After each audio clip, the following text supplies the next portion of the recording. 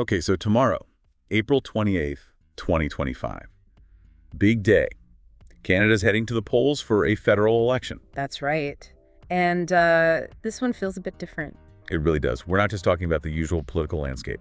We're seeing a really significant influence from Canada's diverse communities. Yeah, particularly the Punjabi and Filipino diasporas, which we're focusing on today. Exactly. These groups, they aren't just, present. They seem to hold considerable political weight in some key electoral districts, key ridings. They really do. They're becoming quite decisive in certain areas. So our mission today, let's say, is to really dig into what's at stake here, who the key players are, and the wider implications, especially looking through the lens of these really influential communities. And it's fascinating timing, isn't it? A snap election called happening alongside this established and growing political power within these specific communities. Yeah. It's not just about the national mood, it's how these specific significant voting blocks get mobilized. That could genuinely decide the outcome. Absolutely. So the basics. Tomorrow, Canadians elect 343 members of parliament. This will form the 45th Canadian Parliament. And it's a snap election, remember? Prime Minister Mark Carney called it back on March 23rd. Right, following Justin Trudeau's resignation in January. Bit of a whirlwind start to the year. And the main parties vying for those seats. Okay, you've got the Liberals, led by Carney, the Conservatives, under Pierre Poilievre, the NDP, with Jagmeet Singh, Then the Bloc Québécois, led by Yves-François Blanchet, focusing on Quebec. and the Green Party, co-led by Jonathan Pedneau and Elizabeth May. Now, the electoral system in Canada, it's first past the post. Right, so basically in each of those 343 ridings, the candidate who gets the most votes, even if it's not over 50%, wins the seat. Simple as that. Well, simple concept, but complex outcomes sometimes. And for a majority government, A party needs to win at least 172 seats. That's the magic number. okay. But let's bring it back to those communities. The Punjabi diaspora. Huge influence, right? Oh, definitely. We're talking over 1 million people. That's a substantial voting bloc, particularly in BC, Ontario's 905 region, Calgary, Edmonton. Yeah, those are key battlegrounds. And we're also seeing the Filipino community's influence growing, wouldn't you say? Especially in cities. Yes, definitely in urban ridings like Toronto and Vancouver. Their big focus seems to be affordability, which is resonating widely. It seems Elections Canada is noticing too. We heard they're making efforts to, quote, meet Canadians where they're at. Which suggests they understand how critical engaging these specific populations is. It's not just outreach, it's about acknowledging their political weight. Yeah, it shows these communities aren't just demographics anymore. No, they're active forces. They could genuinely shape the results tomorrow. Exactly. And speaking of shaping results, the elephant in the room, or maybe just south of the border, the Trump factor. Yes. The trade issues, the tariffs, steel, cars. And that, let's call it interesting rhetoric about Canada becoming the 51st state. Well, it certainly provoked a reaction, a kind of nationalist surge, maybe. Seems like it.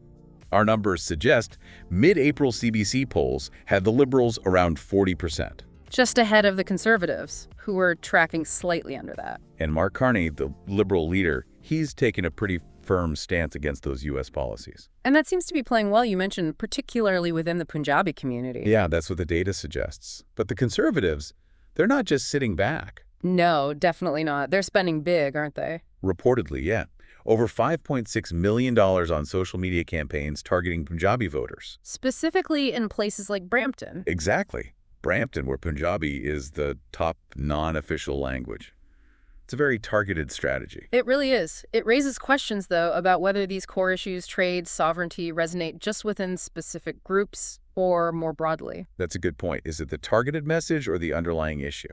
Well, the positive reaction to Carney's anti-Trump stance in the Punjabi community might just tap into a wider concern about Canada's place in the world. That makes sense. Meanwhile, turning to the Filipino community, our analysis shows they've been, well, historically underrepresented in Parliament. Yeah, their representation ratio has been quite low, something like less than 0.57 in the past. And their key concerns seem pretty clear. Housing costs and labor rights, big city issues, often. Definitely. And the NDP, Jagmeet Singh's party, they seem to be trying to connect on that. How so? Well, they've floated this idea of a potential 100% tariff on Tesla vehicles if the U.S. escalates the trade fight. Wow, okay. So a tit-for-tat kind of move. Seems like it.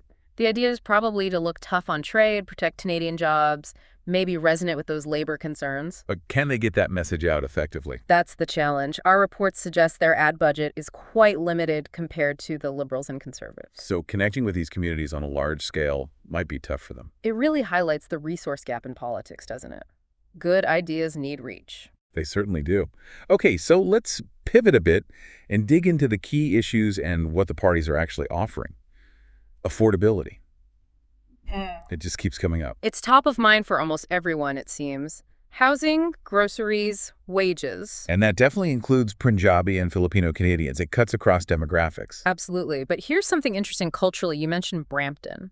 Yeah, in Brampton, which has often been seen as a stronghold for Punjabi Canadian politicians, we're actually seeing 4 candidates of Gujarati origin running this time. Huh.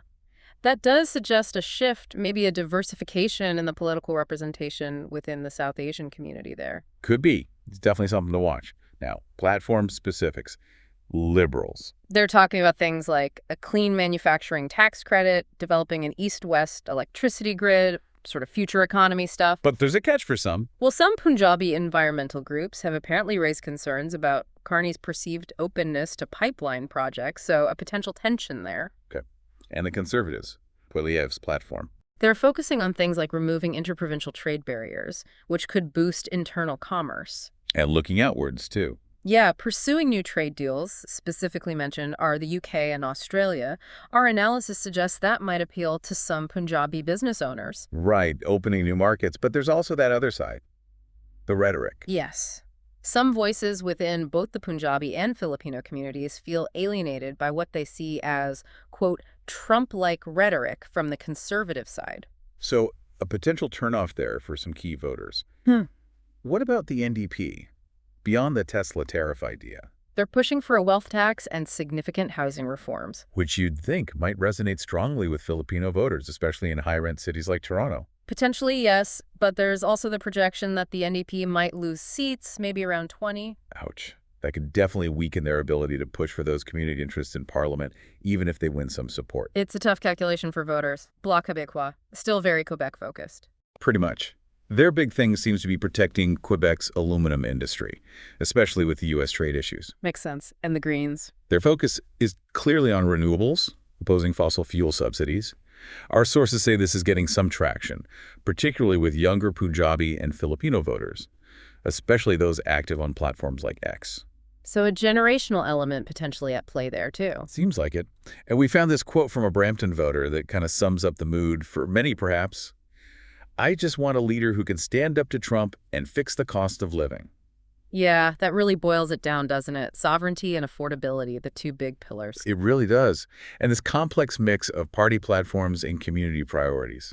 It's fascinating. It shows how national issues get filtered through the specific needs and maybe the political evolution within these diasporas. That Brampton example with more diverse candidates. Yeah, it suggests identity politics might be getting more nuanced. Maybe ethnicity is just one factor among many now. Exactly. How well these platforms actually align with those core community concerns will likely be key tomorrow. Absolutely. Okay, let's zoom out again. Geopolitics. This election feels like it has big stakes for Canada's role in the world. Oh, for sure. Canada's position as a middle power feels really tested right now with the U.S. trade friction. Do you think these tensions might actually push Canada closer to, say, the European Union? It's possible. Our sources suggest that's a potential outcome, strengthening ties elsewhere if the U.S. relationship remains strained.